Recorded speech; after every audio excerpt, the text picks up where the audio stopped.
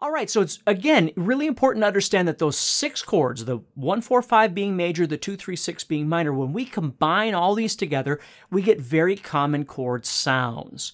Now, as long as I'm going to work with the key of G here, so I know I've got G major, A minor, B minor, C major, D major, and E minor. And again, I have F sharp diminished, but I'm not going to worry about that one.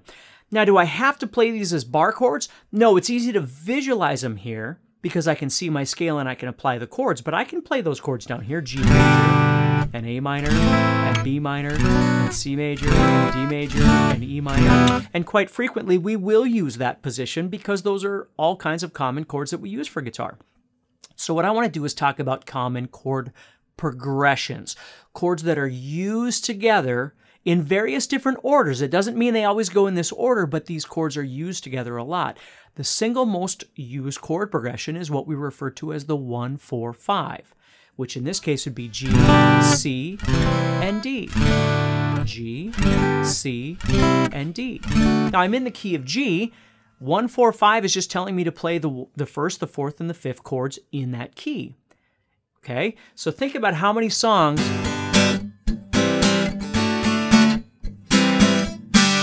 use those 3 chords. You know, there's thousands of songs that use those 3 chords.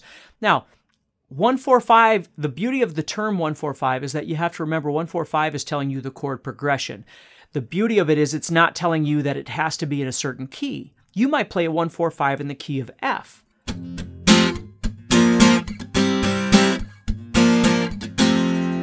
Or you might play a 1, 4, 5 in the key of C.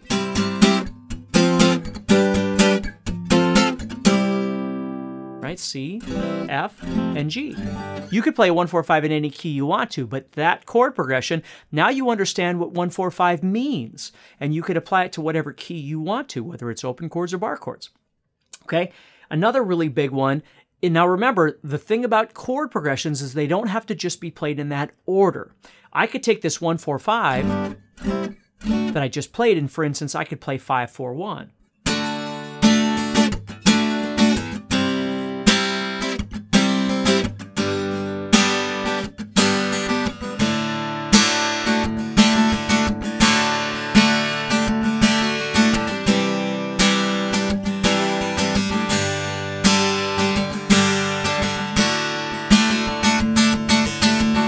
See?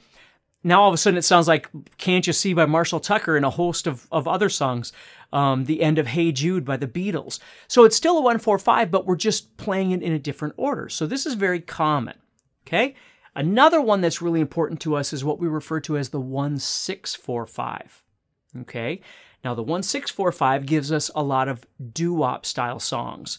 Okay? G being the 1, E minor being the 6, being the 4, being the 5, okay? So in any sort of order, okay? If I played those chords like this, if I played those same chords, but I played 1, 5, 6, 4, I would get, for instance, Don't Stop Believin' by Journey, or Glycerine by Bush, if you remember that song. When I Come Around by Green Day. Now, they're in different keys, but they're all 1, 5, 6, 4.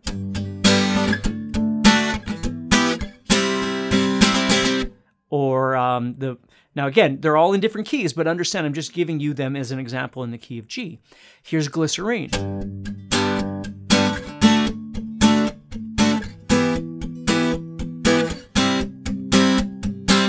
Okay, Don't Stop Believin'.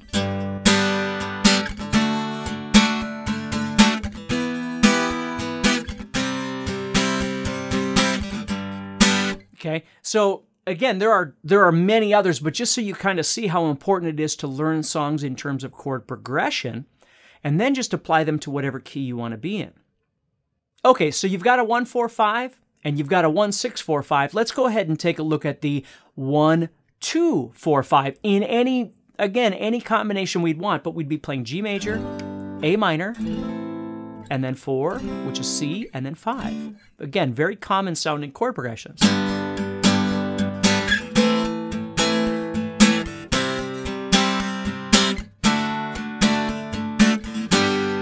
And they could be played just 1, 2, 4 or 1, 2, 5 or anything like that, okay? Another one is the 1, 3, 4, 5. Notice how the 4, 5 is 1, 4, 5 is kind of always in there, but we add in the 2 or the 3 or the 6 or whatever. So 1, 2, 4, 5 would sound like this. Or excuse me, 1, 3, 4, 5.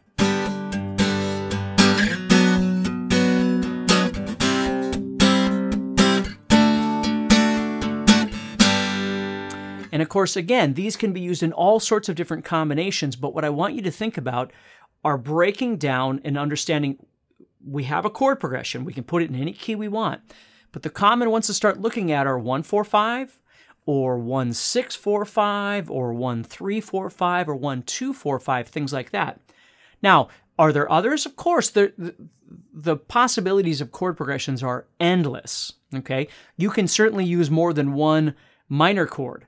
For instance, if we looked at Like a Rolling Stone by Bob Dylan, for instance, it goes C, D minor, E minor, F, G. It uses all 5 of those chords right away. That's the verse.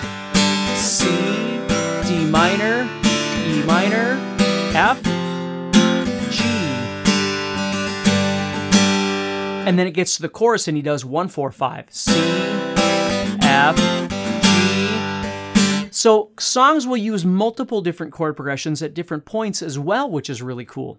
So it's important for you to start exploring and identifying various chord progressions in some of the music that you like to listen to, because it makes your songwriting and your ear training and, all these kind of things so much easier because you can anticipate what's coming.